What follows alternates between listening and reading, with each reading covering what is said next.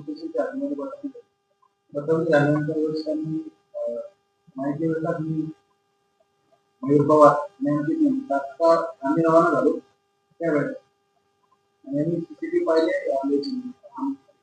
Pimpalgaon toll नाक्यावरून जाताना आम्ही परत मालेगाव गेलो. मालेगाव बाजीराव म्हणून एरिया त्या एरियामध्ये जाऊन शोध घेतला पण तिथे तिथपर्यंत दिसत होते त्याच्यानंतर ते दिसत नव्हतं.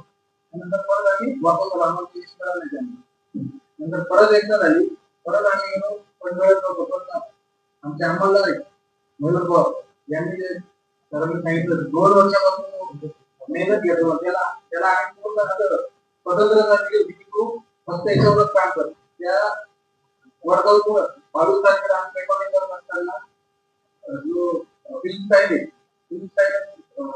तो पाठीमाग होता अक्षरशः म्हणजे ते ऑलरेडी 2 गाड्या होत्या 2 गाडी बुलेट गाडी आमच्या निदर्शनात आली आणि आम्ही आरोपींना कॅच केलं. गटापट झाली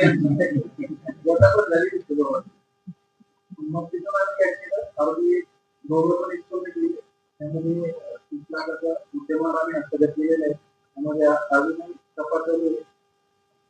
पुढील तपास आम्ही स्वतः करता येईल.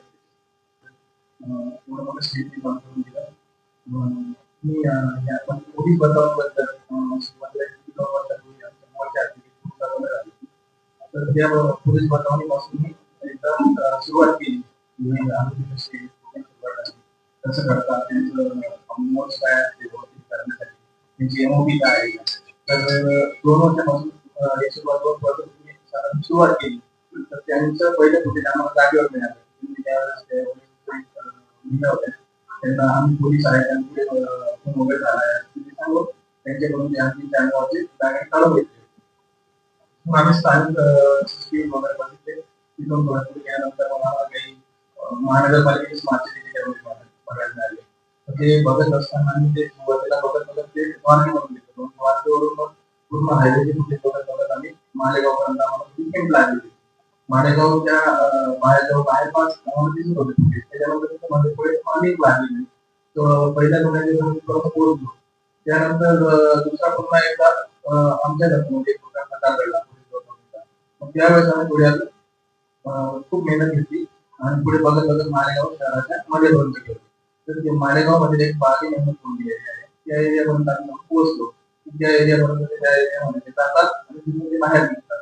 तिथपर्यंत आम्हाला माहिती मिळाली पण मध्ये गेल्यानंतर शोध घेतला पण काय आम्हाला पाहिजे तसं ते मिळत नव्हतं. आणि असंच बऱ्याच मग मालेगाव धुळ्यामधून पुढे पुढे पोलीस बचावणी होती. त्यांचं एमओपी काय असते ते गाडी कुठली वापरतात त्यांची किंवा त्यांची राहण्याची पद्धत किंवा ते बचावणी करत असताना कुठले कपडे वापरतात नंतर जात असताना कपडे चेंज करतात हे सगळ्या गोष्टी तिथे पाहून घेतात की त्यांचं वर्णन कसं असतं त्यांचं काय वापरतात. त्यावरून मी 22 तारखेला कर्तव्यावर असताना पेट्रोलिंग करतो फाटा परिसरामध्ये आणि ते पेट्रोलिंग करत असताना माझ्या निदर्शनात त्या गाडी दिसल्या मला की अरे हा ही गाडी आणि त्यांचे वर्णन की हेल्मेट घातलेला मानव टोपी परिधान केलेली आणि ते वर्णनावरून मला लक्षात आलं की मी तेच पोलीस बचावणी. मग मी त्यांचा पाठलाग एकदा त्यांना पाहिलं पाठवते पाठपासून ते पुढे निघाले. तर मी पाहिल्या तरी आमच्या त्यांना कळवलं त्यांना कळवलं त्यांनी तात्काळ ग्रुप करून माझ्या मध्ये पाठवलं. तर पाठलाग करत असताना त्यांचा पाठमध्ये माझ्यापासून त्यांनी ओव्हरब्रिजवर वगैरे गाडी घेतली. त्यांचा पाठलाग करत आम्ही ओझर करत साधारण 30 किलोमीटर त्यांचा पाठलाग केला. आमची पोलीस स्टेशनची सर्व मदत आली आणि आम्ही त्यांना ओझर इथे थांबवले आणि ओझर पकडल्या.